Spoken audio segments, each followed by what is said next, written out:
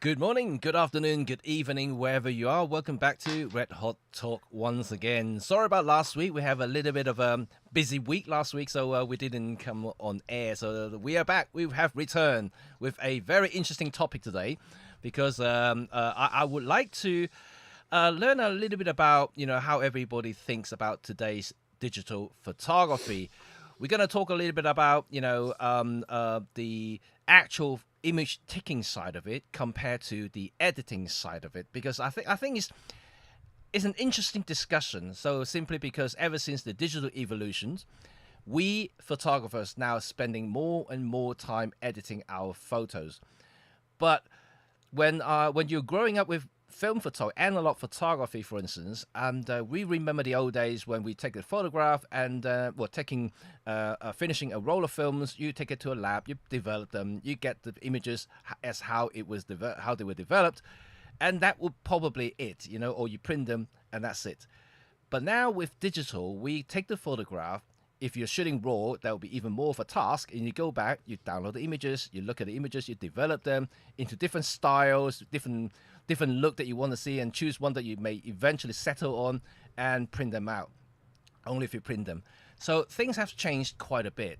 And also we're going to discuss a little bit about, how things has also moved on and changed over the last few years with the introduction of artificial intelligence, because it has becoming more and more important and more involved in our digital lives.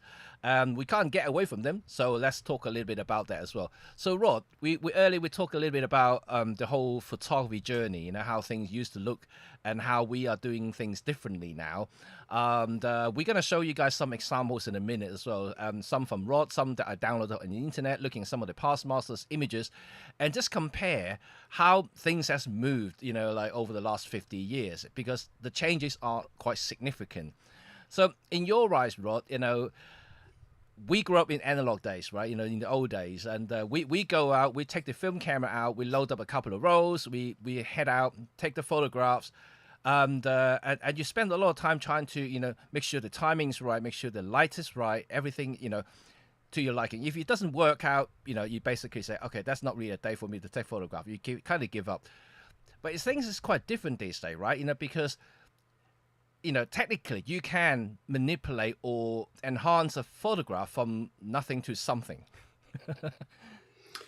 You can, or there's this. You have the idea that you can.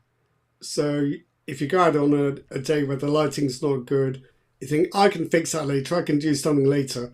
Yeah. I think what can happen though is that you end up spending 30 seconds framing a shot and 3 hours trying to turn it into something, which is perhaps a bit of an imbalance. but so I think I think you're probably going to have something to say about this later, Jimmy. It's a balance between shooting and editing, isn't it? It's so I've got a couple of excuses to make. I've sent Jimmy some images that I took with varying degrees of manipulation, because for years and years and years I've been writing about photo editing software. So you have to try this stuff out and you do these things. What I've noticed is that when it comes to manipulated images, it's a matter of taste. So you're going to see some that I've sent over to Jimmy where I look at them now and I think, what was I thinking? But this is what editing software can do to you. It can make you go too far, or it can start a trend or a fashion like HDR. Remember that everybody does. Then overnight, everybody's sick of it. So, in some ways, I think we rely on editing to make our images come to life, but it can also be a distraction. And we take our eye off the ball. We don't spend enough time on the photographs, and we spend too much time in Lightroom or Photoshop or Nick or whatever. Absolutely. And obviously we see, we just want to say hi for a few people who already joined. Hi, Rob. Hi, Jeff, Chris, and this side towards the green. Okay. I would like to hear from you guys, though. Please do contribute. We would like to hear from you. How much time in terms of percentage, from you guys in terms of editing versus photography from the image taking side of it? How much time do you spend on editing your photographs? Do you spend like 50% of the time, or 80% of the time, like what Rod just said? You go out, you take the image, and you come back, spend a few hours doing it. It'll be interesting to see the differences between now and then. Like I said, in the old days, we load up the film, take the shot, and that's it, really. Probably that's the end of it. And we just go to the lab and develop them and come back, and that's the image. So it's going to be interesting. Right, okay, we've already got straight away one answer already. Okay, let's see. Then I do minimal editing. I spend maybe 2 to 3 minutes. I don't do much of. Oh, okay, that's good for you. Good for you. Do you shoot raw? Because raw, I think raw do need a little bit of massaging, right? Yeah, and I think the danger with raw is that you know perfectly well that what you're seeing when you look at a raw file is simply what your software has done with it. Yeah. So you're already editing it, and sometimes you think, oh, what the hell, I'm in it already. Let's see what else I can do with it. So it does kind of tempt you into doing more than perhaps the photograph needs. Yeah. I think as well that if you can just spend 2 or 3 minutes on an image, you've got a very good balance going there. I think I've been kind of poisoned by my job over the years because my job is to show people what you can do and how to do it. Yeah, yeah. And so my focus has been pulled away from the photograph and into photo manipulation, which isn't what I would have chosen. But this can happen to everyone, not just me. You become obsessed with what you can do in Photoshop, and you don't spend enough time looking through the viewfinder. I mean, you see it at camera clubs all the time. Somebody discovers something new in Photoshop or Lightroom, and suddenly you're not looking at normal photographs anymore. You're looking at this. They've kind of gone too far down a rabbit hole. I have to admit I'm a little bit guilty of that as well. And I remember the early days of digital photography. When I first made the transition from film to digital, I remember the first 2, maybe even 3 years. I spent a lot of time culling the images, and after that, in terms of editing, it's very minimal. I shot raw at the time, but even with raw, all I did was just basically adjust a little bit of contrast, a little bit of saturation here and there. I didn't do any even masking or anything like that. It was a very pure. But as time grows, and like you said, that's a new feature from Lightroom, and that's new, and or from whatever software. Oh, you can do like masking now. You can do intelligent masking now. You're adding more and more layers to every time you do an edit, and it's becoming, like you said, distractions. And do I need that much stuff, to actually enhance an image or to edit an image? Wasn't the original image good enough already? It can be a little bit too much. And the thing is, it's not stopping here. And every version of Lightroom now is introducing 5, maybe 10 new features. It's adding to it. Yeah, it's frustrating. Nothing's actually making Lightroom better for photography. It's making it better. It's making it better at fantasy, but not really much better at photography. No. But I think the other danger is you discover a new technique, you think, oh, that looks amazing. Yep. You spend so long looking at what you're doing that you don't realize it's taking on this, it's becoming very artificial looking. So somebody just sees it straight off from outside. Yep. It looks wrong. But because you've been inching along with your editing process, you don't know. You don't realize you've completely mucked it up. That can happen too. That's right. And I'm just looking at some of the answers right now. And Chris actually say that to me, editing is what is now called culling. Right. Interesting. So that's another point, isn't it? We become so protective of pixels. So there's culling. Yeah. We can't throw anything away because it's just a digital file. What harm can it do? We'll keep all 600 shots from that afternoon walk. The other thing is we won't crop anything. We just bought a 24 megapixel camera. We're damned if we're going to crop an image down to 12 or 14 megapixels. What, awful. How could we? So we become quite retentive, I think, about pixels. Yeah. and images. And also Mauritius, and depends had to calculate time I take for making the photograph. Right. Yeah, Yeah. it's interesting you said, because uh, a lot of the photo, especially for landscape photographers, right, you have to hike to that spot to take the photograph, and very often you probably have to wait for sunrise or sunset.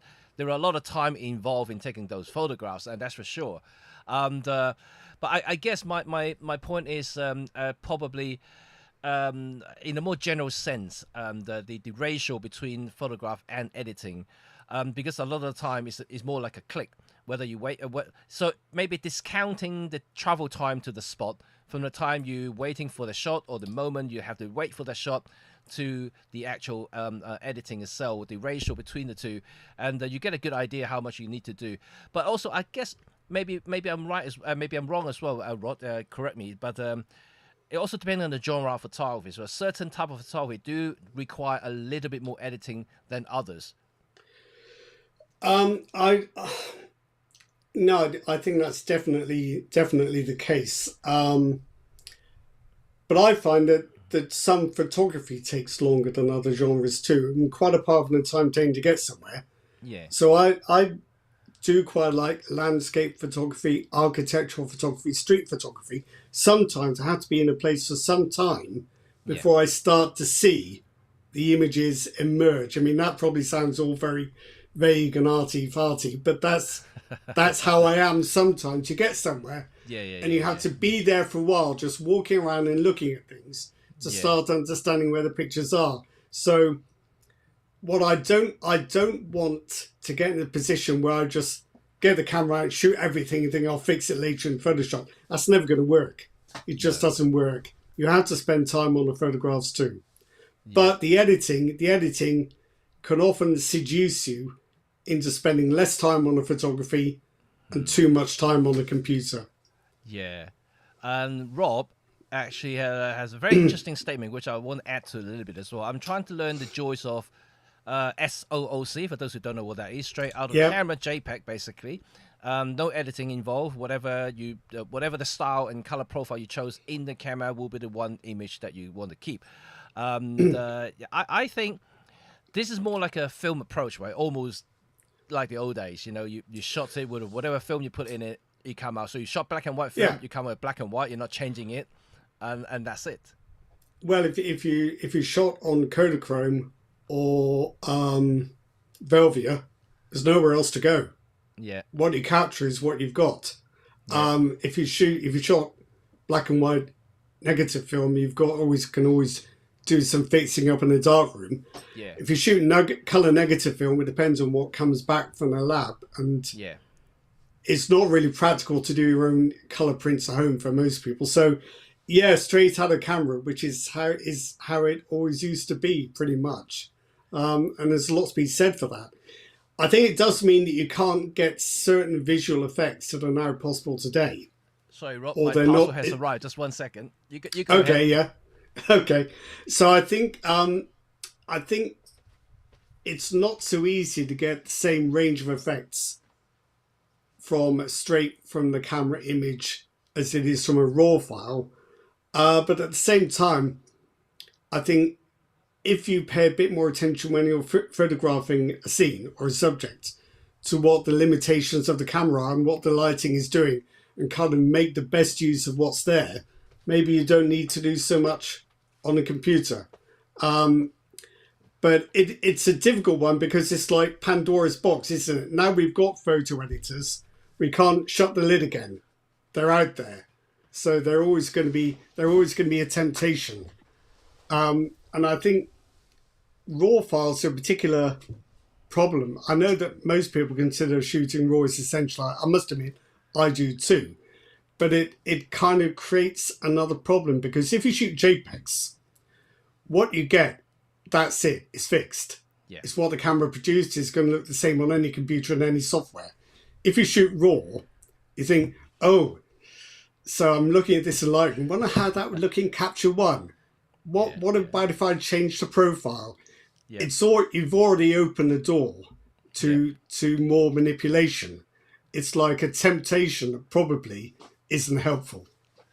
I guess this is something that we always talked about, is that with the flexibility of a raw file, it's almost like you're giving you a zoom. It's almost like zoom lens versus prime lens, right? And when you have a zoom lens, you have a various focal length to choose from.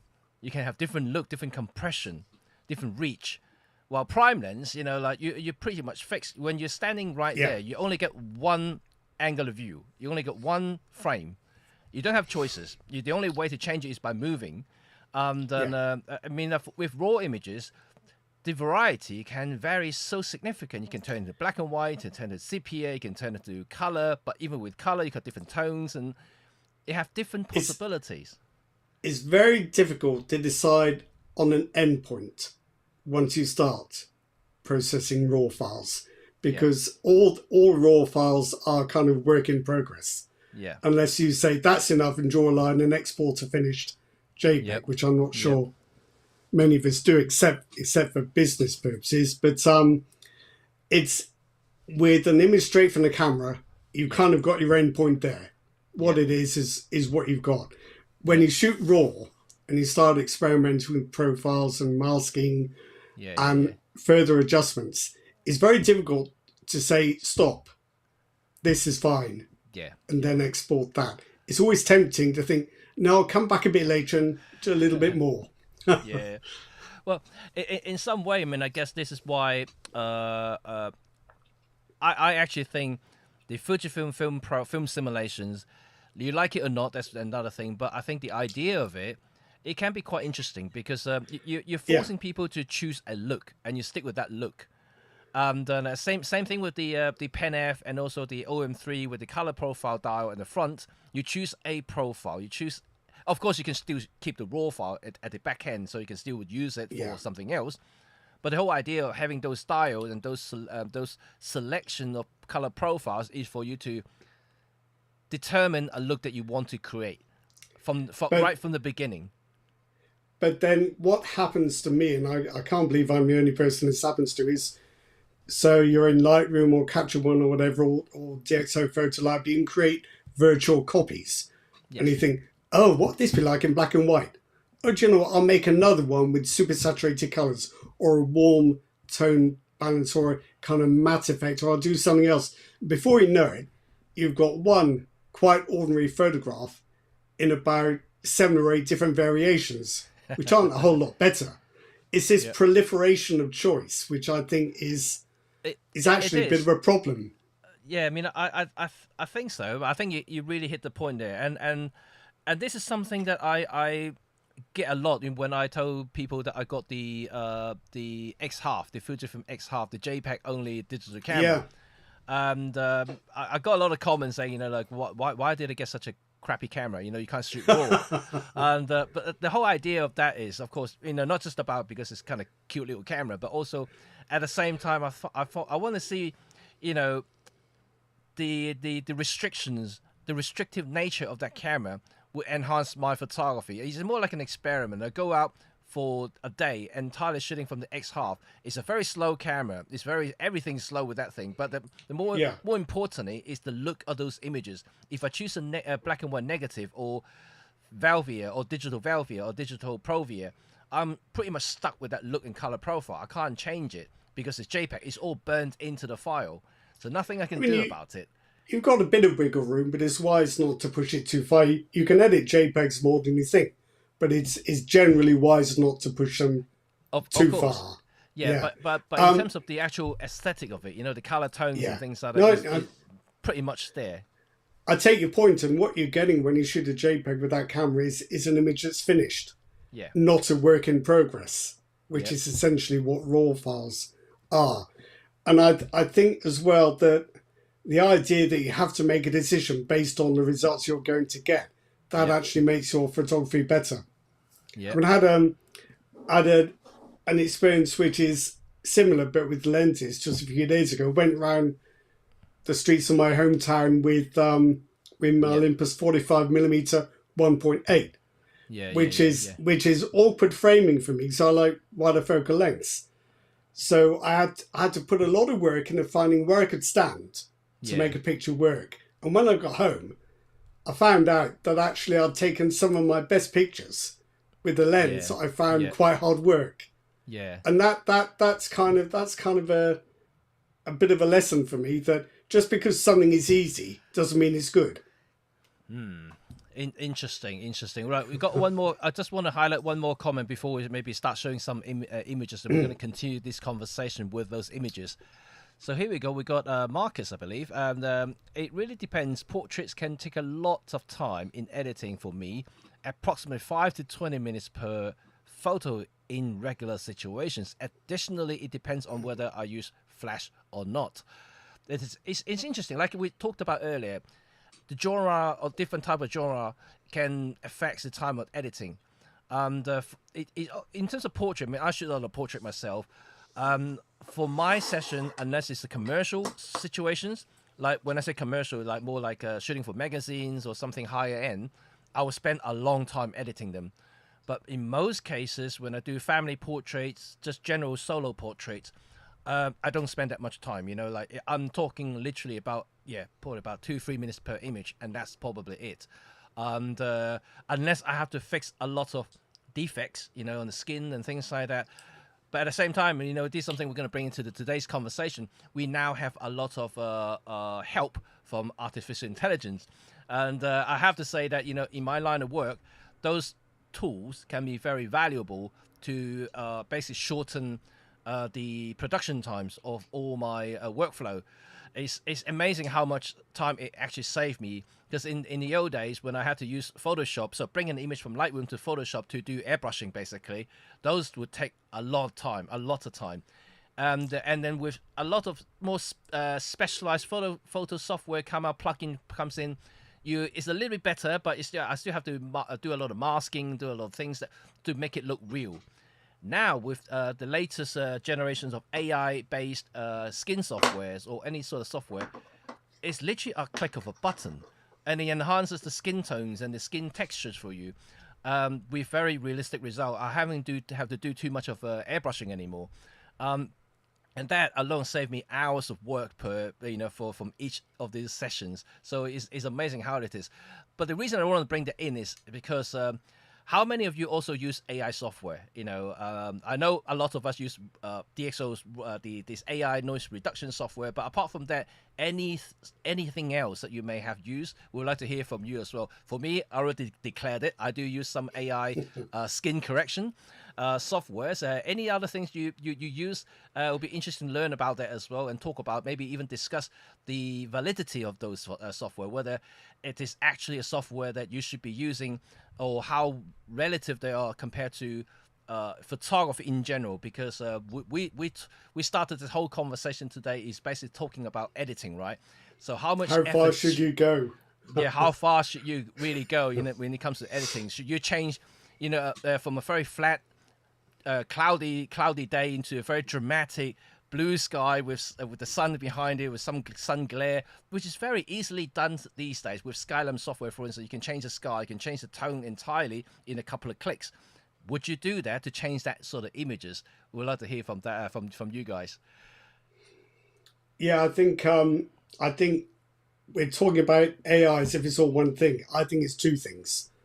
So you have AI tools like AI masking, Yep. but you have generative AI, which Yep. is about creating new things. So I don't think we can lump them both in together, because although they both use AI technology, Yeah. one of them is just a productivity tool, but the other type of AI is like taking photography into a more away from reality and into fantasy to some extent. I mean, there is a crossover, but Yeah. I think they're slightly two different things. Right. Okay. So let's have some of your have a look at some of your images, Rod, and then we can start having a look Okay. at them. Let's see. I'm gonna change the screen now. There we go. Okay, Okay. so the point I'll make about this one is what kind of manipulation do you think is appropriate? This is not straight from the camera. I mean, they're very nice autumnal colours, Yep. but the original image was very flat. They're all quite similar. So what I had to do in software was to separate the red and yellow and green tones to intensify the color contrast. So I think it makes a much better photograph that reflects what you might think autumn leaves would look like, Yeah. but it's not how they were. So I think this is a kind of adjustment most of us have been doing for a long time, Yeah. and we probably consider that permissible. Yeah. But you wouldn't get that straight from the camera, only because you wouldn't get those colors. So how is that going too far? Is it perfectly permissible? I can't really decide. I think if you look at it as a finished image, I think it's fine. I think it's fine, because I think in this particular situations, because it's all about color, it's all about the autumn leaves.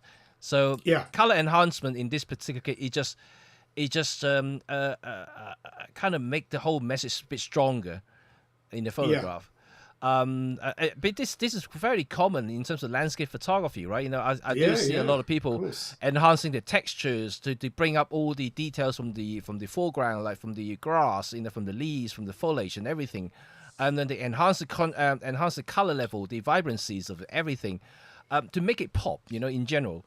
And this is very, very much the case about editing in landscape, and even a lot of astrophotography. There's a huge amount of editing going on with astrophotography, because to be quite frank, you can't see with the naked eye. Those photographs you see is not something that you can actually see, like at night. Even with a pitch black sky, you can't see what those photographs are showing you. You have to edit them to see them. So I think this is an example of editing to emphasize or intensify.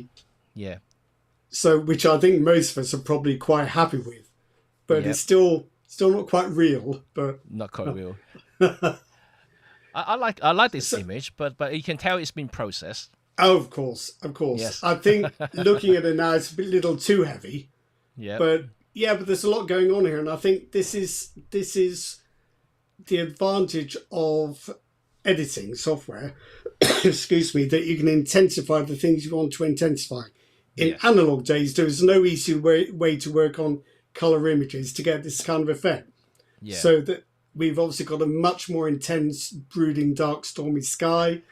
I've done quite a lot of burning in the bottom right-hand area just to make the bank of sand on the left stand out a little more. So again, this is more like intensifying and exaggerating. There's nothing here that's unreal, but it's possibly tipping over into too much. But this is the trouble with editing software. Yeah. As the person doing it, it's very hard to tell when to stop. You think, do a bit more, no, a bit more, no, a bit more, that's fine, no, a bit more. And you just don't stop. That's the danger. I totally concur with that. I think that the more you do editing, the more you're going to add, more going to do, to the photograph. Yeah.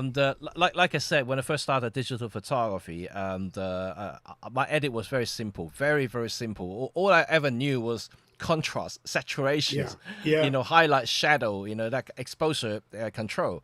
That's probably it. So it's all about 5 or 6 elements that I needed to adjust. But nowadays, if you look at the control pane, on the side of on the side of the screen, you got like 5, 6 different pages. You got probably about 50 different sliders you can adjust. It's just very, very overwhelming, and you just wonder what are those sliders do. You can try everything. The more you try, the more you learn about them, the more you think, oh, that works. And over time, you get used to them, and you just addicted to adjusting all of these things. I think it's like walking into a fancy patisserie in Paris. You so many cakes you want to try. Yeah. And then none of them are going to do you any good. No, ultimately, you probably still go back. Oh, I just want to have a plain croissant. No, that's never happened to me, Jimmy. But fair play. It is true, though. It is true. It is. I think Amicus 88LG has just made a very good comment here, which echoes how I feel about it. AI editing software, I still haven't converted to it because I feel it will pull me into a huge rabbit hole of endless possibilities. Yeah. It's not just AI software, it's any software. I mean, if you use something like the Nick collection, which Yeah. I adore for the range of effects it offers you. But you could spend all evening going through them, trying to choose one over another. It's like how many of us have sat with the TV remote Yes. going through Netflix or Amazon Prime, Yep. trying to find something we want to watch, and before we know it, it's bedtime anyway. Yes. Yes. I think so. And to be honest, every software you buy these days, for those who are not familiar with digital photography, if they like this is the first time you buy a software, you'll be really overwhelmed. As soon as you open up the app, Yeah, you just say, "Oh my god, look at that! Look at the control pane. Look at all this little yeah, slider. You know what do they do? It yeah. just really like just too much for it. Anyone who just doesn't know how to edit, and there's no And you simple way go around it though. and you can end up like a kid in a sweet shop. You want to try everything, Yeah." And then without knowing it, and you're then you over feel processing. sick. And then you're over processing your photograph. Yeah, yeah. It's you do. Yeah. Yeah. So let's have a look at the next image. Let me just close this comment, and there we go. Right, there we go. Right. So this is Luminar. So I think I did this as part of a Luminar tutorial. The original scene, of course, looked nothing like this. I felt that this is an interesting image on its own, but it Yeah. has no real basis in reality. Yeah. So I don't know whether this is still a photograph or whether it's a photograph that's been used to create something different. Yes. So for information, the kind of gloomy light in the foreground, that's Luminar. The brighter headland in the background, thanks Luminar. The sky is all Luminar. So there's not the only things that were in there really were the boats on the water and the headland, and they didn't really look like that. So this to me is a bit of a dilemma. Are you creating an image, or are you enhancing a photograph of a thing that actually existed? And they kind of blur after a while. Yeah. They do, and I mean, if you look at like all the images being presented online these days, and I always say over half of them are not just enhancement; they are, creating. And you can really tell, they're either going to be photo stacking, with different elements in it to create an image, or simply just manipulating them to get what the artists want to see. It's an interesting thing, and where do you draw the line in this particular case? Is going to be a very subjective thing. It's because it has become more blurred, and there's nothing wrong with creating a satisfying illustration in its own right, but it's becoming harder for us to figure out where we stand and where to stop. Yeah, we remember that image a few years back now when a person manipulating the plane flying through the stairs when you're looking up the sky. I think it's a Sony competition. It was very controversial because he manipulated that photograph to take that shot, and won it eventually.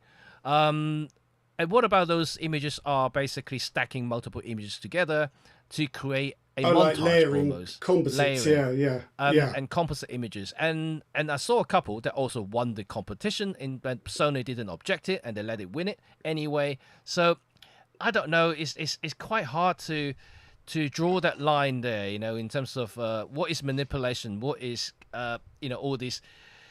I don't know. It's just really difficult. I took a shot a few weeks ago of some gulls, a big flock of gulls on Weston-super-Mare seafront, trying to steal people's chips. This is kind of town. This is the kind of town I live in. And the biggest gull in the frame was just in slightly the wrong position in the sky. Yeah. And I thought, it'd be easy to move it, but then something stopped me. And I think the thing that stopped me was that if I moved it, it wouldn't be a real thing anymore. Yeah. It wouldn't be a photograph of the scene as it was. It'd become something different, and I wouldn't feel the same way about it. Interesting. Interesting. If I was trying to sell the image, I'd have moved that damn goal and sold Yeah. the picture. But for my own satisfaction, Yeah. it's not the same. Yeah.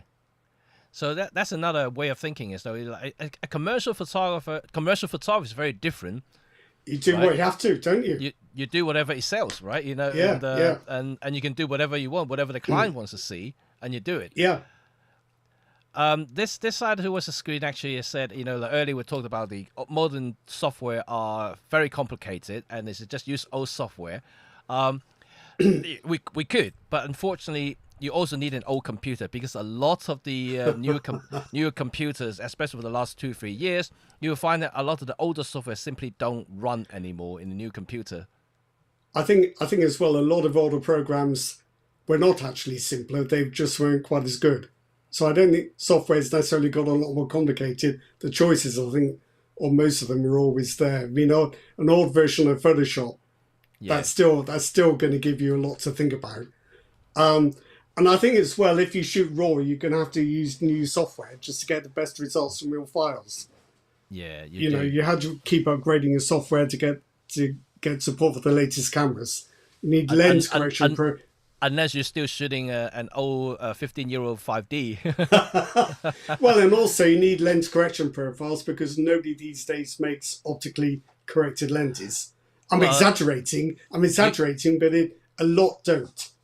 No, but then again, you know, I remember when I first started, there was no lens profile at all. You know, the first few years of digital photography, Yeah. there was no such thing about lens profile. You know, you get a crap lens, you got a crap image. Yeah.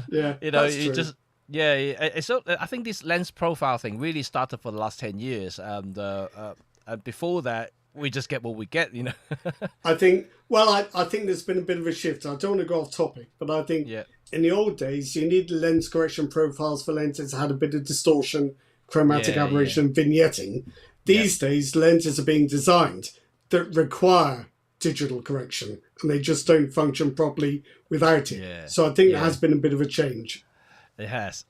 Certainly, when it comes to the actual size of the lenses, if you want to make them compact, you know, there's a lot of compromises they have to make, and they're relying on digital to make it work, basically. And I mean, I guess I'm not opposing it Yeah. because ultimately, it's about the entire combination of I think things work together to create the image.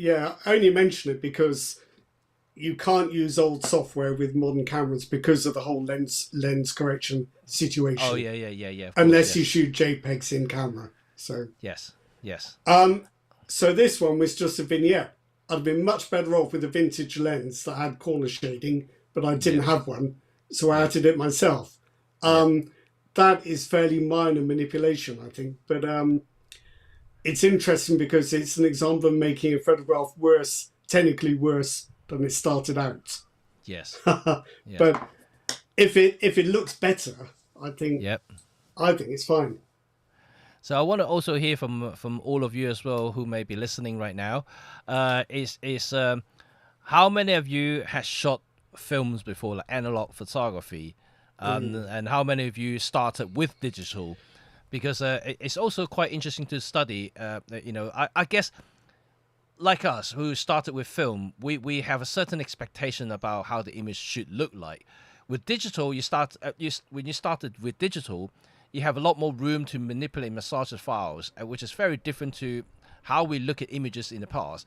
Because I can see that from a lot of young people these days, how they process their photographs are very, very different to the way I process my photos. Because I see things Yeah. more or less like the old school ways, and then and how they see the images these days. They certainly have no opposition about digital look. You know, like some people would say, oh, they're just too digital. They don't mind the sharpness. They don't mind the pop of the image. They certainly don't mind these smart HDR things coming off from smartphone. When we look at images, we don't think like that, and we think, oh man, it's too much of a contrast there. We just have to use fill lights. We have to use this and that, you know, to create an image, trying to balance the exposure. For them, they don't mind it. Oh, let's stack the images. Let's do HDR. They're happy about that. I think that's an interesting point about the processed look. I'll just go back to one thing about this particular image on the screen at the moment. Since we're talking about the balance between photography and editing, I think this one is interesting because the whole point of this picture is the timing and the framing and the composition. You Yep. can't do that in software. No. And without that, this picture wouldn't really have been worth doing anything with anyway. So this picture, I'd say, is 90% photography, 10% editing. And I think the 10% of editing is probably expendable, to be fair. Yeah, yeah, yeah. That's interesting to note as well. Let's see. I think I just saw an image. At uni, we shot film in the 2000. I got my first digicam. Now I do both. Yeah. Okay, Yeah, why not? that's interesting. How do you feel about the differences between the two, the analogs and digital? Which one do you prefer more? I would like to hear that. And also, when it comes to processing the digital images, do you try to process them to make your Sorry. images look more like I'll analog? be right back, Jimmy. Sorry. That's Be right sure. back. Analog images, or you just basically say that okay, these are digital images. I just process them the way that digital should look like. It's quite interesting to hear from you as well. And let's look at Chris here. I'm old. Started with film. Actually, my first camera was a Polaroid, not so strictly film. Actually, Polaroids is a very interesting medium. I don't personally own any Polaroid cameras anymore. I know a few photographers. If you're into Polaroid, you may have heard of a guy called Ray. He's my friend. He's almost exclusive with film and analog photography, Sorry.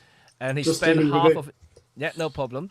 He Just spent dealing half with of the his time yelping dog. doing Yeah. Polaroid films, and so his photography is very interesting, very amazing actually. So we may actually bring him in one day to show you guys some of his Polaroid works and analog works because it's simply fantastic. Okay, so let's go to the next image and to have a look. Let me just go to the software. There we go. Okay.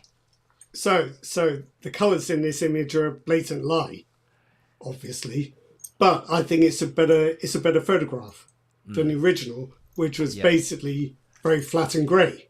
Yep. So the thing is that the original image wasn't fit for anything, but with this color effect in Nick Color Effects, I think it's turned it into something I like.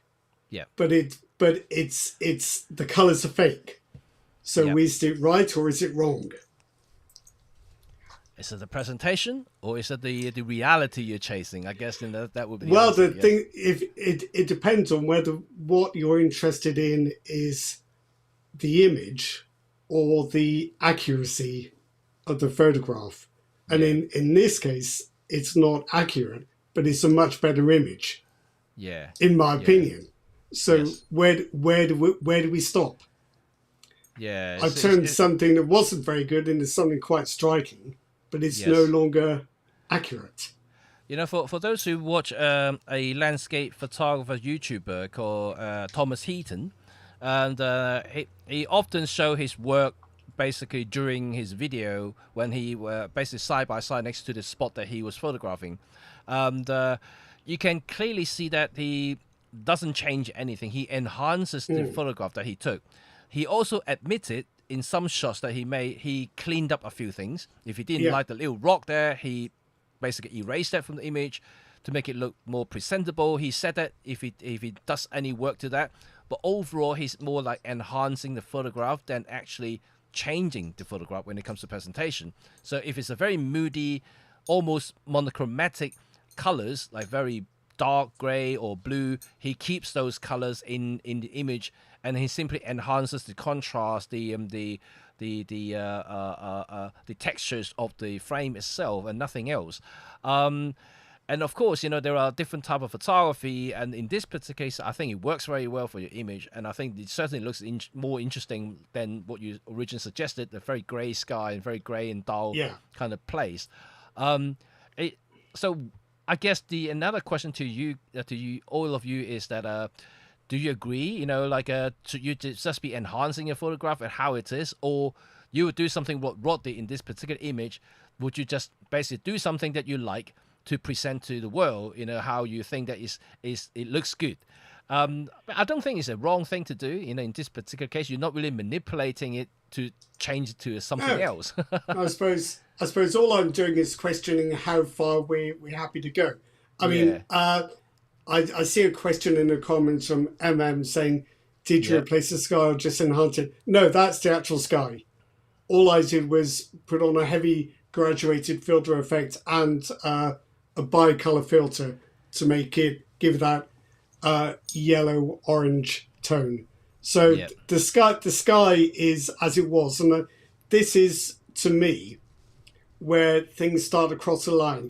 I've done scar replacements in the past just to show how it's done, but I'm never quite happy that it's the right thing to do. No. So that's kind of my crossover point between what I'm happy doing and what I'm not happy doing. Yeah. And also another interesting thing, since you bring that subject out, is that we all see advertising of smartphones these days, especially the likes of Google and also Apple, about the photo manipulations that they can now do with their photo apps. For instance, whether it's be face swapping, erasing certain things, changing the sky, like you said, and people are starting to do that on a daily basis, and they're starting to do that like a habit. Um, to me, it's almost like they are changing the essence of photography, and now they are creating something out of nothing, and because that's not how the scene looks, that's not how the place is supposed to look like. It depends on whether you're excited by the real world and the things you see in it, or whether you like to live inside your own imagination. Yeah, People, most art is the product of people's imagination, yeah, but photography, I think, is a particular thing for people who are just constantly excited by the world. And if you yeah, keep wanting to change the world, I just feel you're not engaged with it properly. So I think if you have a group shot where you need to swap some yeah, faces because somebody's squinting or looking the wrong way, if you are doing a commercial job for a client, makes perfect sense. yeah, But if it's a personal record of yeah, your life, I think it's better for it to be imperfect yeah, because that feels more real yeah, and will probably feel more real to you in the years to come as well. So I think it's an interesting division between when you're selling pictures, yeah. and I think if you're an influencer, you are using pictures to sell, or whether Absolutely, or yeah, whether you are an artist yeah. trying to create something of importance to yourself or the world at large. They're not quite the same thing. Yeah, absolutely. I mean, I think another thing to point out is that in the last 18 months or so, I started to get questions from my clients, basically asking me, can I erase these people from the background? And it's getting more and more common now, I'm telling you. And so because it's all because of these things that I just told you guys about, about Google and Apple, they actively advertising that it's very easy, it just like swipe the screen and people disappear from the photograph, right? And I try to educate them every single time, like if you are standing in a very busy place where you got like literally hundreds, if not thousands of people in the background, you can't erase all of them. Because how AI works is that you need to guess what is behind the scenes to create what is missing. Yes, and I think as well it's very easy by removing Yeah, things you don't want yeah, to create a very sterile kind of picture yeah, that really has no there's no meaning. There's a lot of meaning in imperfection. It's yeah, what the Japanese call it wabi sabi. It's yeah, it's admiring imperfection and impermanence. yes. And I think there's a lot to be said for that. Photographs don't have to be perfect And, unless you and try, unless you're trying to sell your brand. Then they have uh, to be uh, perfect. absolutely. And I always say to my client, if you really want to know people from in the background, get up early, and I would like to shoot you in the 6 a.m. That will be, the time But and day that will be good. but I think as well the clients can often be a bit short sighted because in years to come they'll just it will look like quite a sterile image. It won't be a proper recollection of the day itself when there were No. people in the background and there was Yes. stuff going on, and you had No. to find a gap in the crowds. So You do. You I do. I I've got very mixed feelings about object removal in general, because I think you and I have discussed this in the past, Jimmy. When we're out taking pictures Yeah. and there's something in the frame you rather wasn't there, Yep. you either reframe the shot to leave it out, or adjust your composition so that it still makes sense. You know, you've got a sign in the background. Yeah. Yeah. Yeah. You can either move to hide it or make it part of your composition. Yeah. But I can't say I've ever shot something with a deliberate intention of removing some of the objects later, because Yeah. that's just too much going on in your head by that point, I think. Yeah. I just And, compose stuff according well, to I what's mean, in front of me. when I learned photography, and I remember a couple of the masters that I learned from, all often reminded me, remember trying to get 99% of the photograph done in camera, and don't rely Yeah. on anything else, because that will give you the best image. Whether it's going to be composition, whether it's going to be execution, timing, and everything like that. Composition, of course, because if you compose the photograph correct in the first place, and you minimize the need of cropping, because you already see what you want to see, and that's the final composition, the framing that you want. Yeah. Those are the elements that you want to involve in the frame, right?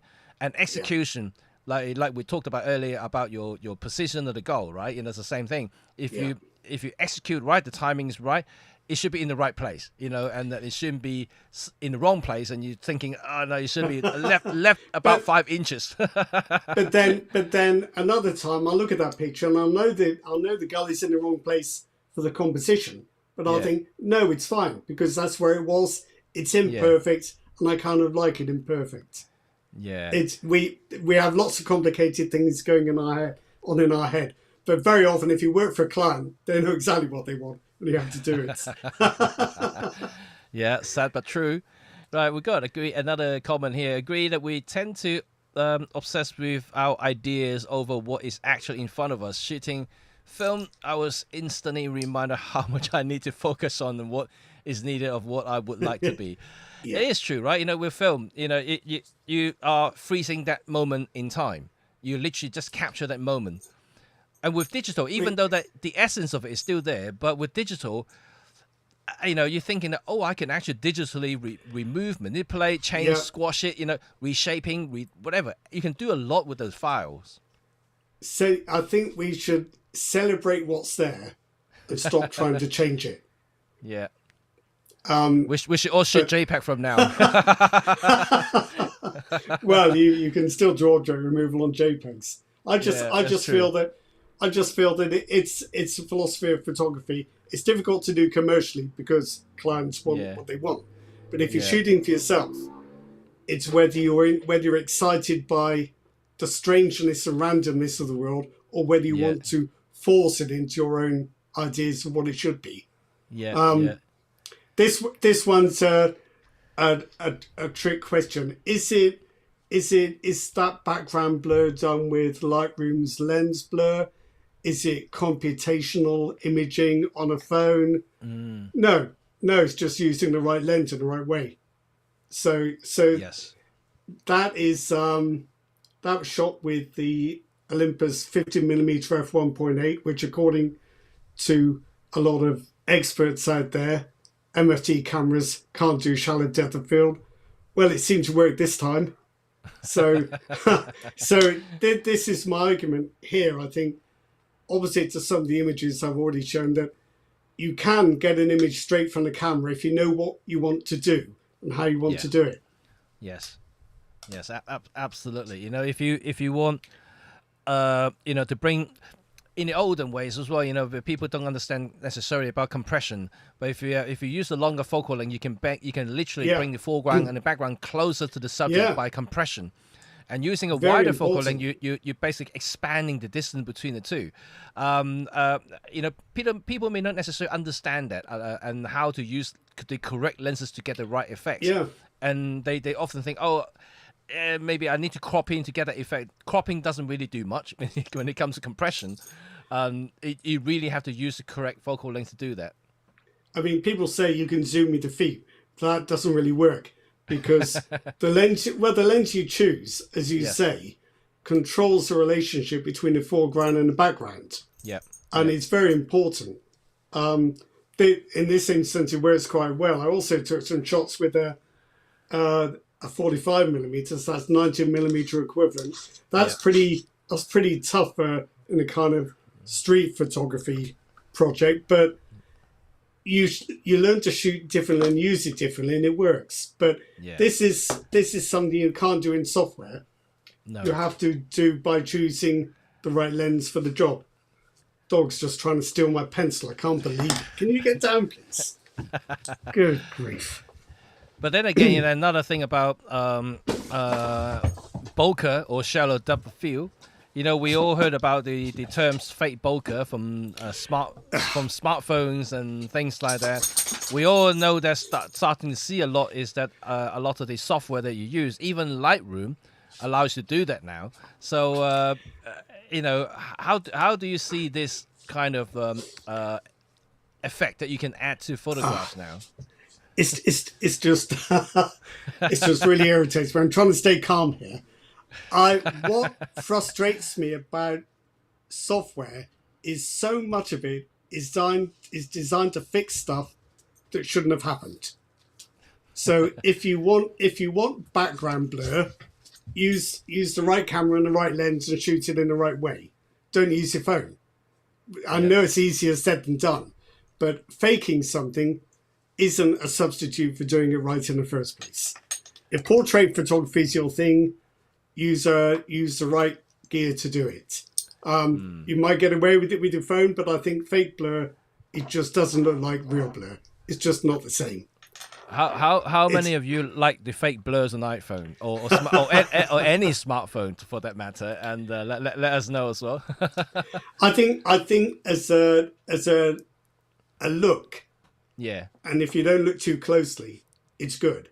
But if you start looking closely, it's different. Yeah. What's my mouse? It's a fun thing to do, and certainly for social media, if you like, just posting on Instagram or Facebook. I mean, as long as you don't dial it all the way to maximum, it looks kind of okay and acceptable from distance. The only time when you starting to see that it just overdone it is when you crank it all the way up to maximum, and then that's when you see, oh man, that looks horrible. It just doesn't look real, and you just have to be careful when you're using fake bokeh. I mean, I'm not really a big fan of it, but every now and then I do use it, and for quick posts, for instance, if you want to separate the subject from the background, I do that. But yeah, in general, like you said, I rather use my proper camera, proper lens to do the proper job. And I think as well, a lot of AI masking tools produce masks which are too hard. The edges are too hard. Yeah. It's difficult to disguise the transitions. It's a much more low-tech approach. But if I wanted to introduce some fake bokeh into a shot, I'd probably rather use a simple radial mask with the right amount of feathering. It's not optically correct because there'll be bits close to the subject that look sharper than they should, but it's a softer look, which I prefer, because AI masking, it doesn't blend in your adjustments as nicely as kind of old school masks. That's what I've got against it. It's almost like the old darkroom, right? Old darkroom doing dots and burns. It's a much more softer approach. You are doing it as an area rather than a very pinpoint selection in the frame. Yeah. And if you want to make a subject brighter, most modern software will automatically identify the subject and mask it so it can make it brighter. Yeah. But it's the boundary between the brightened subject and the background, even if the mask is a good one, it's too abrupt. It just doesn't look quite right. Yeah. And look at this image. I kind of find it quite interesting. It looks like a very ultra wide lens, right? This one. It's the Laowa, I think it's 10mm cookie lens on the Fujifilm body. Oh, so okay, This, I think, is an interesting example of a 50-50 balance between photography and editing. Right. So the photography here is key because the whole composition is that wide angle look in a way one truck is facing at 90 degrees to the other in the background. It's a very dynamic composition, which Yeah. can only be done with a lens of that type. Yeah. But then I felt that the subject was quite retro, and deserved a kind of distressed look, which is what I did with the editing. Yeah. So to my mind, the original straight from the camera looked too modern, so it needed aging. Are those textures on the in this image add-on as well? There's some Yeah, kind they of are, textures yeah. on it. It is, yeah. I think if I was doing it again, I'd probably choose something slightly different. But yeah, it is a texture. Some are better than others. Right. Analog Effects in the Nick collection has some very nice photo plate textures. Yes. But On One Photo Raw is quite good for textures too. But they shouldn't be too hard. You shouldn't have a texture that's more crisply defined than your subject. So Yeah. it's a case of matching the effect with the image, I think. Absolutely, man. I think I recently listened to another podcast, and it's quite interesting because they actually discussing about how much you should be editing in your photograph, right? You know, if you look at just like even simple stuff like saturations, contrast, and whatnot, if you have to push the slider all the way to the left or all the way to the right, there is something wrong with your image. So like, you shouldn't actually crank everything all the way to the maximum. You can when it comes to adjustment, you're always looking at like roughly 20 to 30%, maybe at max 50%. You shouldn't go beyond that level. Once you go beyond that, that means that your exposure is wrong or something is not right in the photograph. Yeah, I think your tastes are probably a bit subtler than mine, Johnny. but no, I do agree. I think if we spent all the time we spend on fixing things in software, on shooting them better in the first place, I think that would be better. Yeah. So you know, if we're constantly obsessing with finding the best AI noise reduction for high ISO images, well, maybe next time take a tripod or a light. Or some. No, I'm not trying to be rude or facetious. I'm serious. Lots of the things we're trying to correct with software, we could have kind of figured out when we took the picture. But so I think there is an obsession now with software publishers and with iPhone makers for covering over people's ignorance or errors when you could just learn some more stuff. That would do it too. So that's disappointing. You have to make some effort to learn to do things right. Yes. And George has a very interesting comment. You've gone for totally psychology. I could never get a job as a psychologist, and I've been burned up about that for years. But thanks for dragging me back. And Chris also, I can't stand the current obsession with shallow depth of field and bokeh. I know. You know what? Yeah. Now you're speaking of like ultra shallow depth of field. I don't know how many. I mean, I'm pretty sure everyone who watched these channels and also watch other photography channels, right? Remember the Nikon guy? I can't remember his name now. But anyway, I just somehow stumbled across this recent video he shot in Hong Kong. He was basically filming himself. He must be using like a 135 f2 or f1.8. I have no idea where he's shooting because the background was so blur. You've got no context. I can't see where it is. It's really shallow. And so like, do you need that, for filming? To the point, you're just saying, I don't know, you're shooting outside. Don't you want people to know where you are unless it really is a place that you're not supposed to shoot? It's saying, look, this is about me, not where I am. But then you can stand anywhere else. You can even stand in your bedroom to do that. So I don't know. It is becoming an obsession about bokehs and depth of field and everything like that these days. And it has been for the past 10 years, I would say. And still continuing to do so, I think. I think it's because it's expensive and difficult. so people think it's professional. yeah. And I mean, where do you draw the line to, right? For those who like depth of field, shallow depth of field, you have to go for really fast aperture or very long focal length to do that.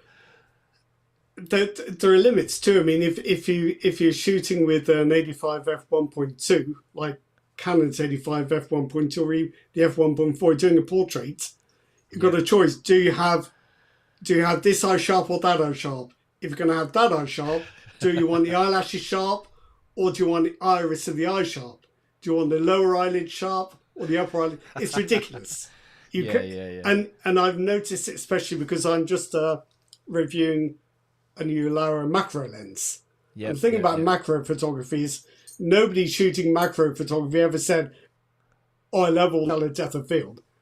All they ever says, "This is awful. I'm going to have to use focus stacking because I've got a 3-dimensional subject and I can't get it sharp across its full depth." Yeah. But you get that with portraits as well, with ultra fast portrait lenses. You do. It gets too much. Too much. Yeah, absolutely. Let's see if we got another image. Oh no, that's the last image from your portfolio. Oh, thank goodness for that. All right. Okay. Let me go to the next slot now. Right. So before I show you this, let's take a short break. Let's bring it back to us. So just to recap on a couple of things that we've been talking for those who may just joined us, we just basically talk about the balance between photography and editing, how much you should be spending your time in editing, and how much effort and time you should be spending in actual image taking side of it. And obviously, it depends on genre of photography. Like somebody already kind of mentioned it earlier. You may be spending a lot of time taking the photograph simply because you need to, like traveling to the place. You have to wait for the sunrise or sunset or whatever. You have to wait for the right moment. You have to spend time doing that, right?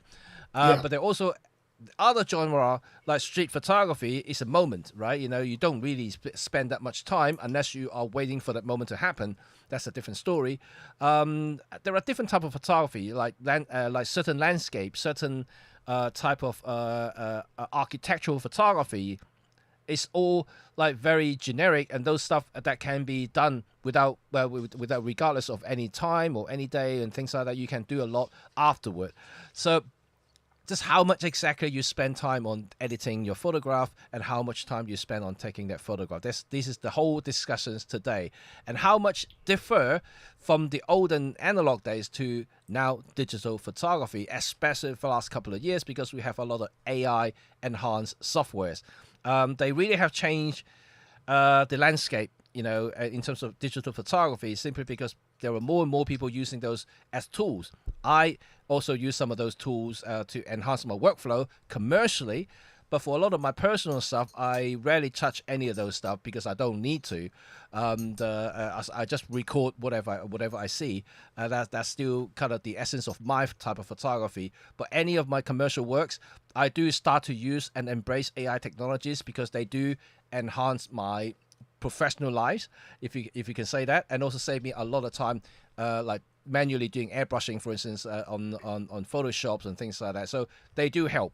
I would like to hear from your side of it, your side of the story, whether you're embracing AI technologies, whether you use any of these technologies, or whether you just simply hate it. No, I want to go the old school way. I want to, try to do everything in camera, do it as perfect as possible, and only using Photoshop or Lightroom or any other software to enhance the photograph rather than changing it. So this is the whole discussion today. If you've got anything to share, please do so by leaving some comments, and we're going to read it out and maybe we discuss a little bit of that. So we already showed you some of Rod's images earlier. Now I'm going to show you a selection of photographs from some past masters, because I want to highlight the contrast between the olden days and the new days. Like, these photographers obviously shooting films, and there's not much you can do about films apart from, doing dodge and burns in Lightroom. So there's very limited scope when it comes to the final presentation. So a lot of these photographs you're going to see are basically do in camera in majority of the cases. So it's interesting to have this contrast compared to how we do photography these days, because I can see that, we don't necessarily need to have the perfect weather to do it. You can simply change the sky, right? We talked a little bit about that. Whether it's right or wrong, that's obviously subjective, and whether you accept it, the fact that you can change the sky and you just do it anyway because it's presentable. But in the olden days, people do that. They wait for the right weather. they head out and take that shot. So that's the difference. So let's go ahead and have a look at some of these images. So let me just close the sidebar, and then we're going to go through one by one. There we go. Okay. So the first selection photos these are all Ansel Adams, and so It's Ansel Adams. Oh, no, wow. this is not. This is not actually. Oh, The next one is. I'm just trying to get it now. Oh, where is it gone? There you go. all right, yeah. Okay, so I just think that, you know, whether you like his photography or not, and I just like the fact that he made the shot happen by choosing the right gear, right tool, and also execute the shot in the right time. You know, obviously he employs a lot of filters to create the contrast, and this is something we had to do in the old days, and also the type of film, of course, the type of film stock you'll be choosing as well. So it's very different. The dodge and burns I mentioned about darkroom, you can only do that in areas. It's not kind of like the entire photograph. You can kind of push it when during development, so that's slightly different, but you also changing the overall look and feel of the image as well. So I don't think he actually pushed any of the films, and I know a lot of street photographers tend to like to push the film to get a slightly more gritty, slightly more dramatic look. But a lot of his work, Ansel Adams are simply just basically shot as is and using the correct exposures and the correct method to do things. It's very basic, but very effective. In today's world, though, it can be very different, right? You know, if you look at something like this, it's shot a digital image in RAW. You can just edit the heck out of these things. My understanding of Ansel Adams' technique was to measure the light levels, then adjust the film development time to make them fall within to adapt the contrast of the negative to the light of the time. Then use dodging and burning in the darkroom. So it's quite a complex process. But I think what's interesting is that I think that shot is a bit bolder with the tones than many modern photographers would be, because I think if you had that in Adobe Camera Raw, some of the raw process, you'd be thinking, oh, I don't know, do I need to get some of the highlights back in those clouds? And do I need to add a bit of a darkening effect at the base of the image? It's very easy in software to overwork an image, very easy. Yeah. Whereas in the darkroom, it takes a long time to get anywhere. Yeah, and I think you're more absolutely. Right, let me just go to the next image, and that's another one right here. It's nice, isn't it? It's a nice understanding of tones. Tonality. Look how smooth it is. Yeah. And it is gorgeous just by looking at the transitions there. So, like, this is another thing, right? In digital, you know, we often worry about overexposure or underexposure. We worry about clipping. Because of the dynamic range the limitations of the sensor. We don't want to get in trouble with the histogram police. We do, right? You know, and the people are actually starting to forget a lot of things that, you know, when the contrast becoming too high, there is only limited things you can do. You either, if you want to preserve all the details and everything, you're going to have to find ways to do that by either employing grad filters or something to help you with those exposures. I mean, of course, in digital, you can do exposure bracketing. You know, you can just basically bracket them and then do it in post. It's up to you. But overall, I just think that it's not just about a frame and trying to work within that frame and trying to massage everything in digitally, because I think that you will never, ever get such a smooth transition with just a single frame if the contrast is very high. I think as well that what you're saying here is somebody who's mastered a very limited set of tools. Today, we'd be tempted to do something more tricky, like merging exposures, doing some tone mapping, doing some local adjustments, and I think we'd probably wreck it as a result. So often, having fewer tools at your disposal can be a good thing. It makes you more ingenious and subtle. I think so. JMT actually have a comment here. I prefer to do much in camera, but shoot JPEG plus RAW in case I want to fix something specific. Editing for everyday life is not always necessary. That is true. So everyday snaps about family and things, like I don't edit them. What is the point of editing them? And that's how it is. And that's how lives goes on. And that's how the moments appear. I rarely try to perfect it in the way that commercial photography would do. And also at the same time, I think that for people who shoot a lot of digital photograph these days, I think that just don't worry too much about clippings. And I know you want to preserve everything, and especially those who may be growing up in the smartphone time and then moving into digital photography. Smartphone is very different because they have smart HDR, and most smartphone will do that sort of thing. So whenever you take a shot in the smartphone in a very high contrast scene, even though the sky may be completely blown, you will still see the clouds in a smartphone screen because they're doing HDR in the camera.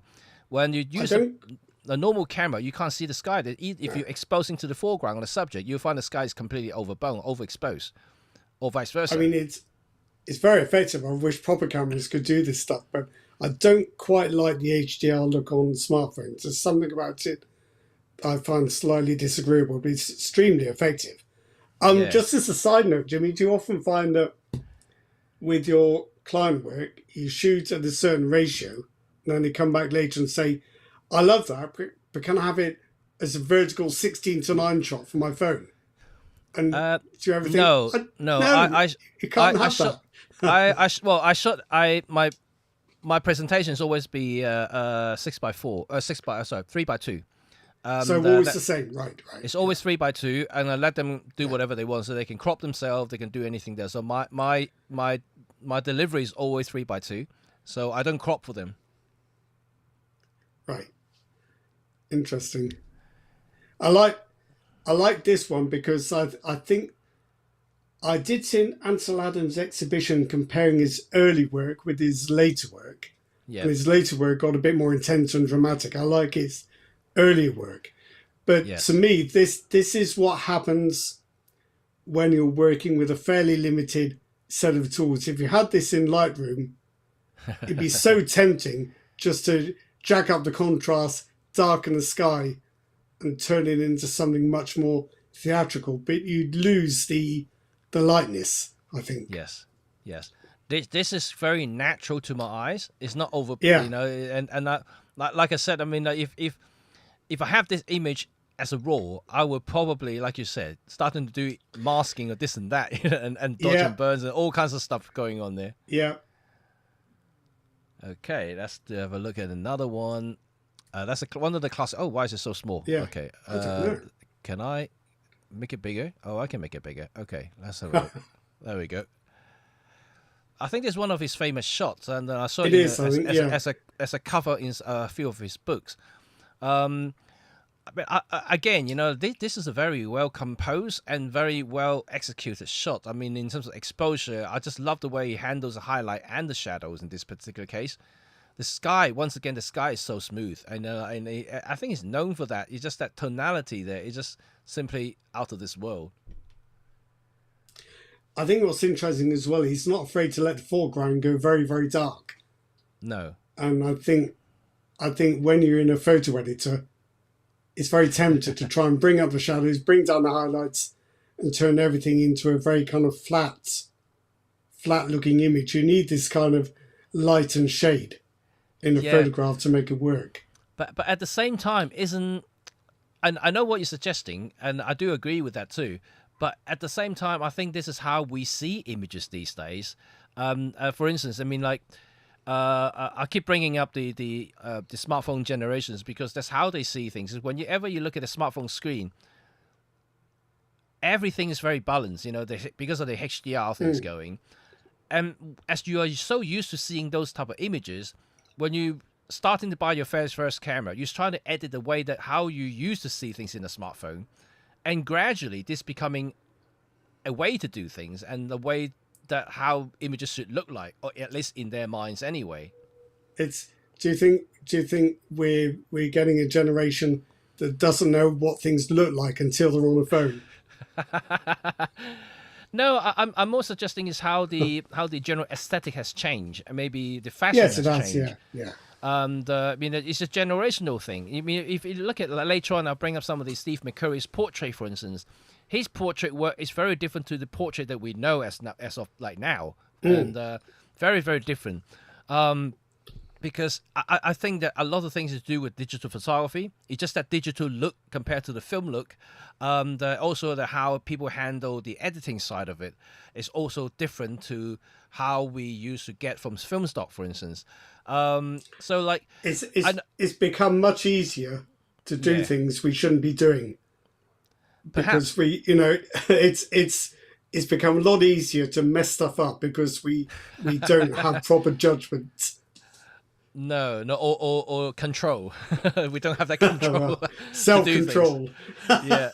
I mean, like, it's so easy because it's just a slider on a program. You just slide up and left and right. It's very easy to do, you may be very happy after spending half an hour or an hour doing that photograph, but I can guarantee that for like a month or two later, when you look back at the image, it's like, no, maybe I just overdone a little bit. I just want to redo it. I sometimes think the longer you spend looking at an image, the less you see it properly. Yeah. You kind of, as you say, you come back to it weeks later and you think, what was I thinking? Yeah. And you start again. Yeah. But it's weird, I wonder, like if Ansel Adams or any of these photographers would think that way. Let's say, like, if they look at the image that they process now, what would they think? Is that, should I lift this bit up a little bit more? Should I do this differently? So this is what struck me about seeing this comparison between his early work and his later prints later in life. I like his later prints a lot less because they're over dramatized, I would say. Yeah. Okay, now we're into Steve McCurry. So these, his portrait work is great. I love his early portrait work, and that's how inspired my portrait a lot. The use of light in particular is just simply stunning.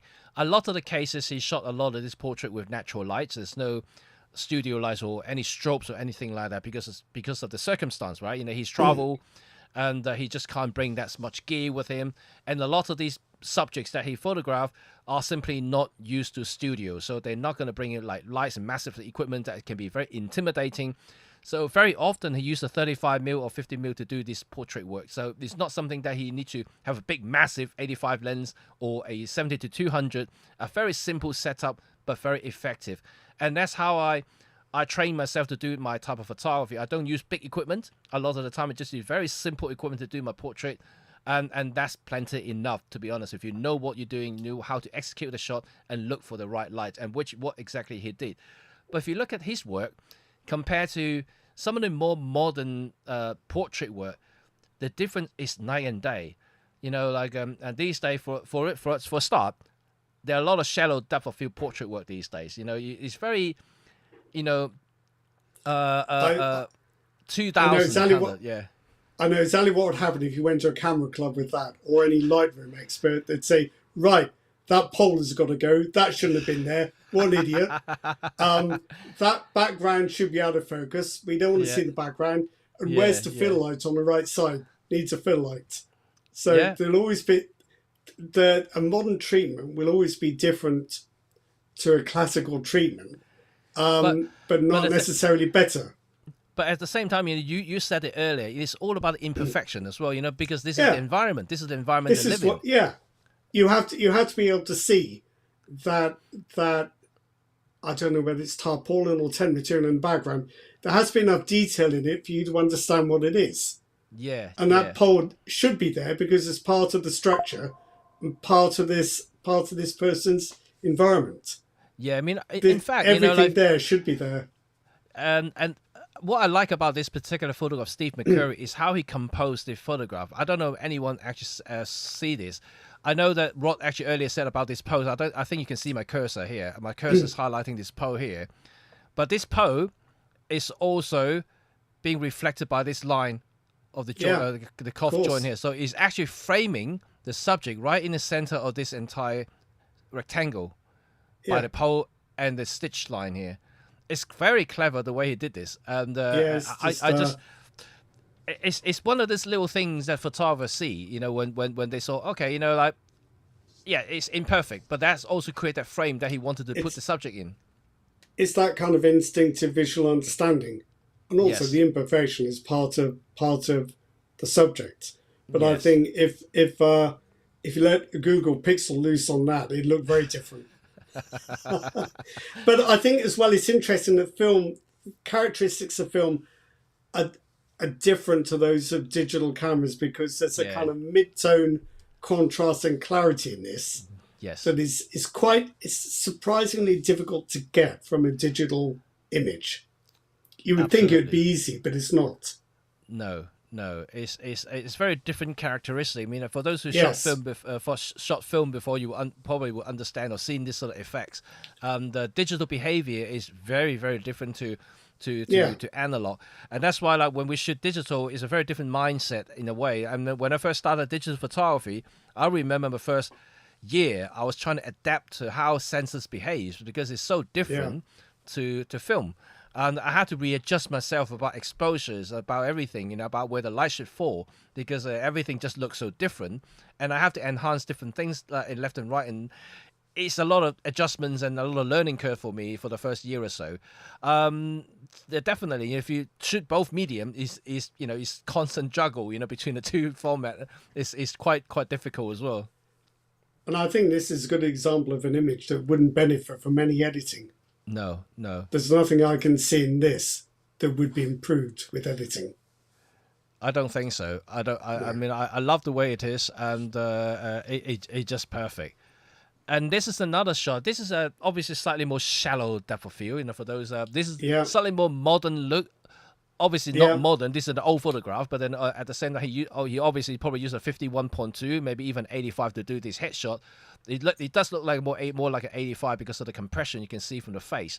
So but how he did this again, I think that is also with the natural light. Again, you can see that from the eyes reflection there. There's no real artificial lights being introduced here. It's just all natural light.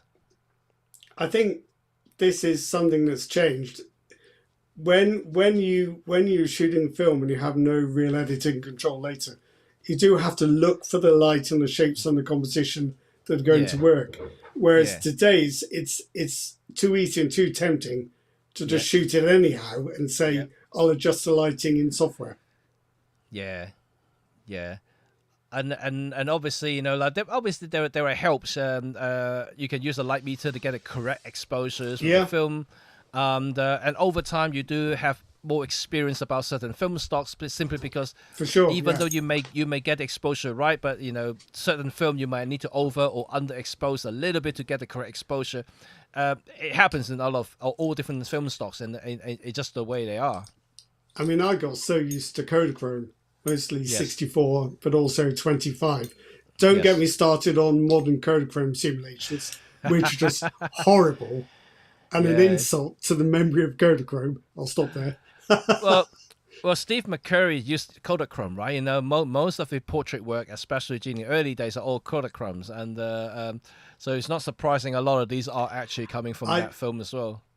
I've no idea why Kodachrome got its reputation for kind of oversaturated or erratic colour. I never saw any of that. I found Kodachrome 25 to be beautifully neutral and Yeah, 64 to have lovely kind of steely grey tone about it, which I really loved. So I'm a yeah, big Kodachrome fan. I miss it yeah. very badly. So this particular shot, is in some ways very modern, and I actually don't know about this particular one. I know Yeah, the others, and this looks a little bit digital to me. But I know Steve McCurry it starting to doesn't. use digital cameras. I don't know, from the early 2000 onwards. So he started to use digital, and a lot of these digital effect, you can see the difference between this particular portrait compared to the others that he shot Yes, early in the early it years. is different. Yeah, It's yeah. very different. The look, the feel of it, the texture is different. And certainly, if I Do zoom in a little bit closer, you can see how smooth everything is. It almost lost that do you think kind of touch from his early work. it's kind of lost a bit of mid-tone clarity somehow? It does look different to the previous ones, I also Yeah. wonder if there's something going on with the background to increase the blur, because it seems as blurred close to the camera as it does far away, which is a slightly unnatural look. Yeah, I think he used a very long lens here. Like you said, Mm, if I use my cursor, you can see my cursor. The pole he's holding yeah. is already out of focus, and even Okay. his Right. ear is already out of Well, focus. So then it the makes more only sense. yeah the only bit you can see is in focus is eyes, his nose, and his beard, and then mouth, and everything else, But including the hand, is out of focus. I'm not sure the background needed to be that blurred. No, he might be shooting a 135 f2, that kind of focal length. Yeah. Yeah. The very shallow depth of field. I would have stopped it down to f5.6, even 6.3, to get this correct. But Yeah. like I said, this is one of his later work, and not judging anything like that. He obviously this is one of his shot that he presented, and he likes a shot, and he likes a shot. Yeah. But I prefer his older work. Yeah. And compared to the digital stuff that he's been doing in the last 15, 20 years. Yeah. So let's look at it. These are once again this older film work called a Chrome, and it's so different. I mean, The, you can the, see the it look straight at away, can't you?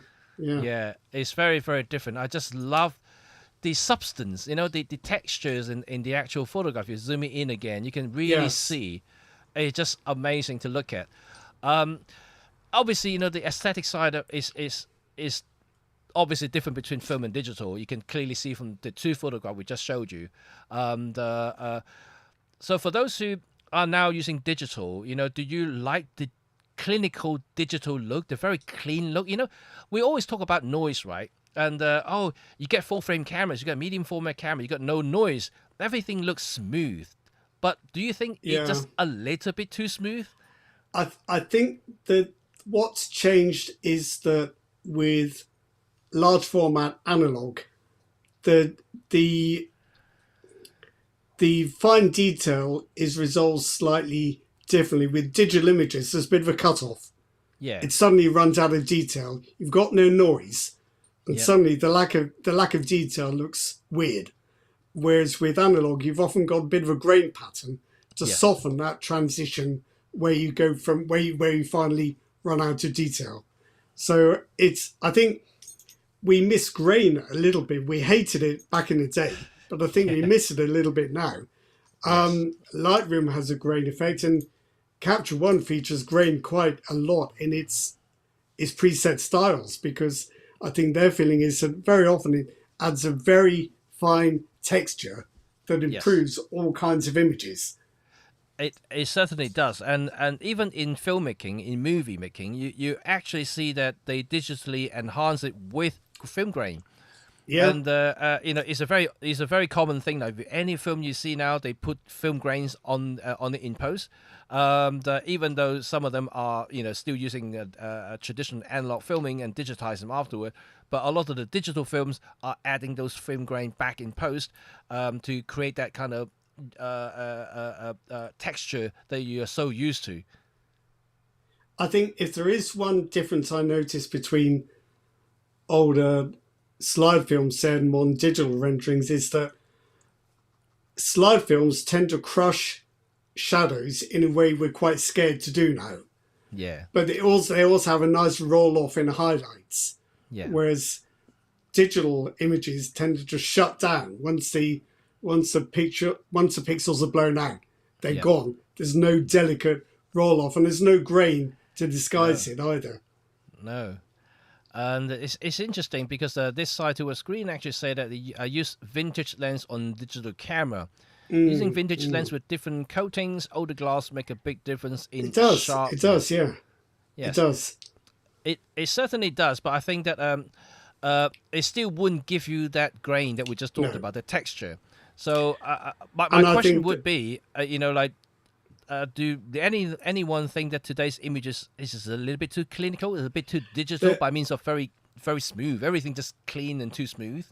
I think the tonal rendering is very safe, Yeah, so you tend not to get quite the same punch. I mean, you can introduce it yeah, later when you're editing, but then it's quite difficult to do it to the right degree and in a yeah, realistic way.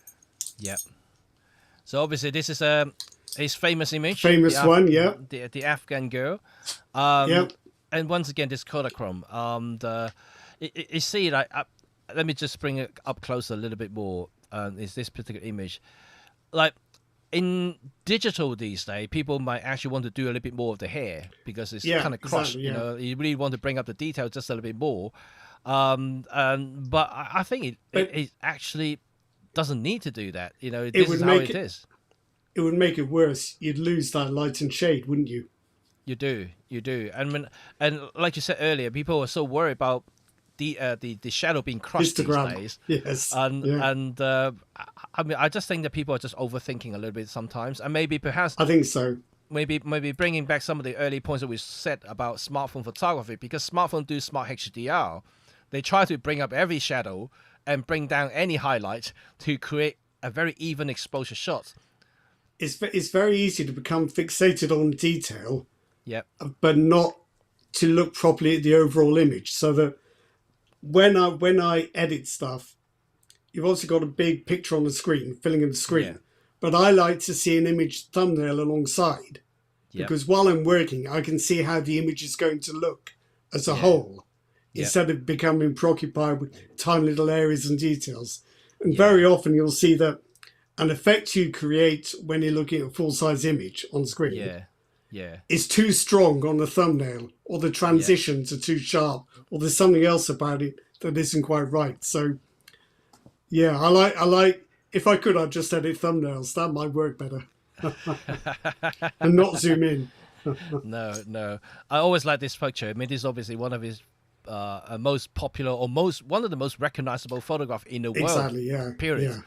And I think even he said when he took this photo, he didn't pay too much attention about his the background color, which kind of somehow actually matching Yeah. the eyes and the actual little hole Yeah. on the cloth.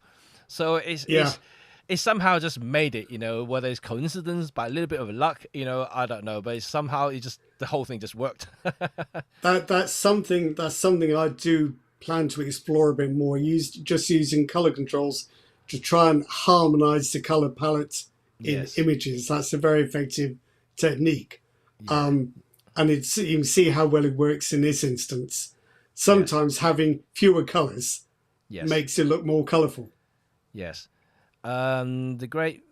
There you go. You got a comment here. 85. Might be, I think probably. I think this could be 85. It could but be a 50. Don't know. It's definitely not 35. It has to be 50 or 85. And again, I don't think he bring any long lenses, so he tends to use a much shorter focal length. So 85 could be. You can see that the shoulder is actually slightly out of focus, the foreground. The background is very out of focus.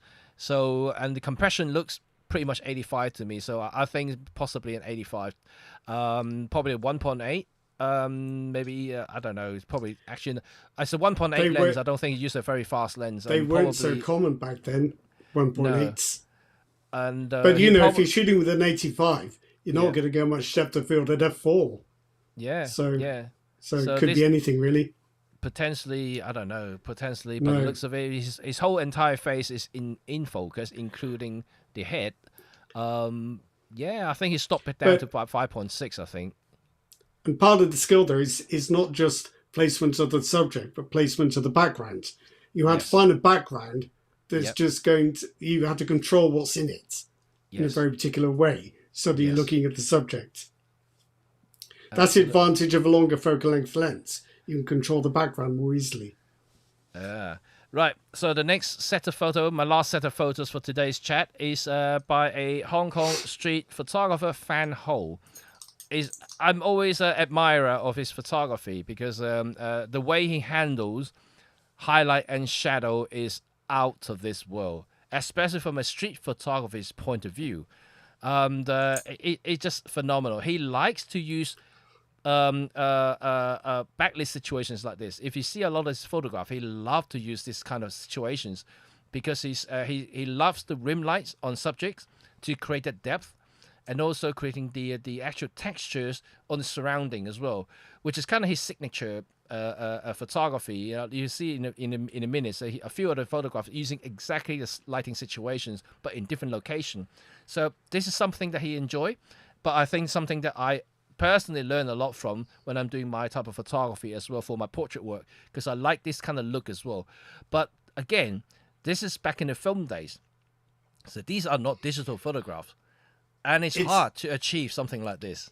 it's surprisingly difficult to get the tonality of analog black and white Yeah, in with a digital image. Even in software, it's the differences are really rather subtle and hard to pin down. yeah. I've tried plenty of times myself to do that.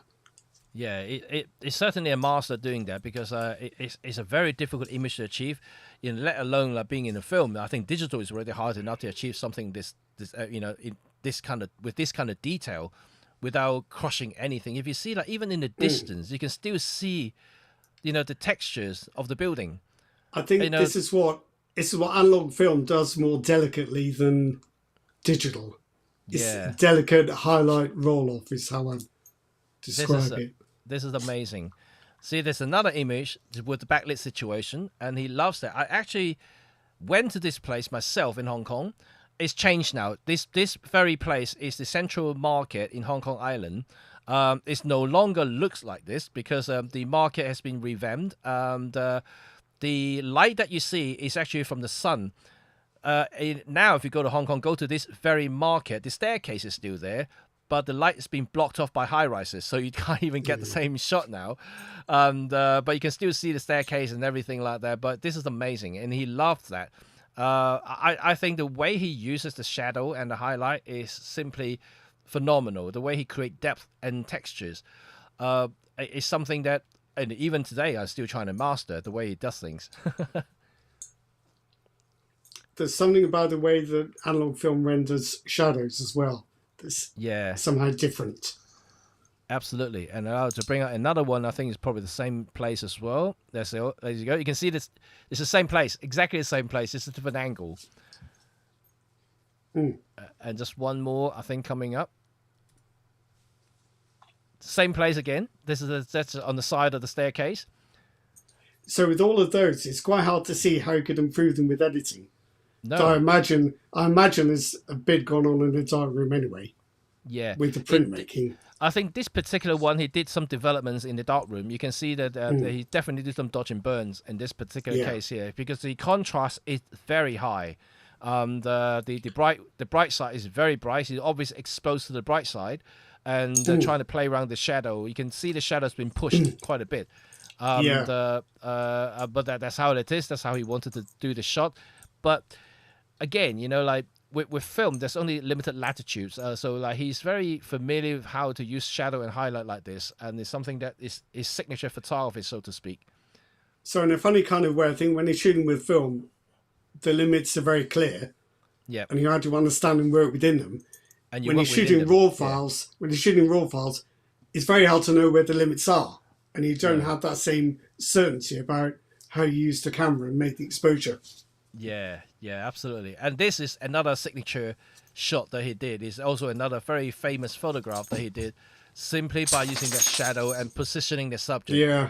in this frame, and everything just looks perfect. That you can't get better shot than this. So you know what people are going to say? They're going to say, just take a picture of the building, then get a Photoshop's generative fill to put a person in the corner. Yeah, but it's just great. Like the timing is also. Don't forget that the shadows is actually coming from the building. As you know, if you shoot a lot of street, the light literally changes every second. Yeah. So you literally have to time it exactly at that point, because Yeah, it is 10 from second to seconds second, later, literally. Yeah. 10 seconds It's later, different. it will be a different point. So like Yeah. he actually timed this shot very, very well there. He just waited for this to happen and just took it. Just another one of those execution things. So in terms of like timing, this is another thing. You literally just talked about generative AI, and how many people still wait for the shot? I'd like to hear from people. And Do you think people have got lazy and impatient, or do you think they just become confused about how much is photography and how much is generative? Do you think there's so much you can do now that it's difficult to find a place to start, a place to stand, I think literally and figuratively? I think it's a little bit of both, and it's not about being lazy. I think we just don't have that much time or the luxury to No. do this type of photography. To be able to execute a shot like this, you need discipline. You need that time to wait for that. And with our busy life now, most of us are not full-time photographer. Most of us are, having this as a hobby, and a lot of this happens during family holidays, or like it's not that Yeah. you go out by yourself and just do it on your own for the whole entire No. days or weeks like that. We I don't can't have that remember a luxury time these when I days. could ever do that. Yeah. Yeah. So I guess because of that nature, we just relying a lot on post editings or things like We that we can do afterward. we grab what we can and try and fix it in software. Yeah, I think that's That's the what's happening. danger. Yeah. Yeah, and with today's technologies and people getting more and more comfortable of doing that as well. It's not that like before it's hard, but now you can manipulate things quite easily with a couple of prompts, with a little AI here, AI there. You can create something quite interesting to look at. But how real it is, only you would know, and how genuine it is from a documentary point of view, from a historical point of view, it's another subject. Well, it's possible as well, I suppose, that the 2 hours you spend in front of the computer that evening could have Yeah. been spent in the day taking the photographs. Yeah. The time you spend on editing, it would be nice to be able to put some of that back into the taking stage Absolutely. instead of Absolutely. just trusting it all to AI and your computer. Yeah, yeah. I mean, it's really hard to draw that line there these days. But Yeah. I think Yeah. that my philosophy, at least for me telling myself, is that I still try to do a lot of stuff in camera if I can. Yeah, of course. And still, this still my philosophy. I try not to use AI at all if I can. I only use AI for my commercial stuff for my clients, and Yeah. it's only reasonable because the client wants certain things, and rather for me to spend a lot of time in Photoshop doing airbrushing, this and that, I just simply do a couple of clicks with the AI software and does it for me, and Yeah. I'm happy. I'm happy about that.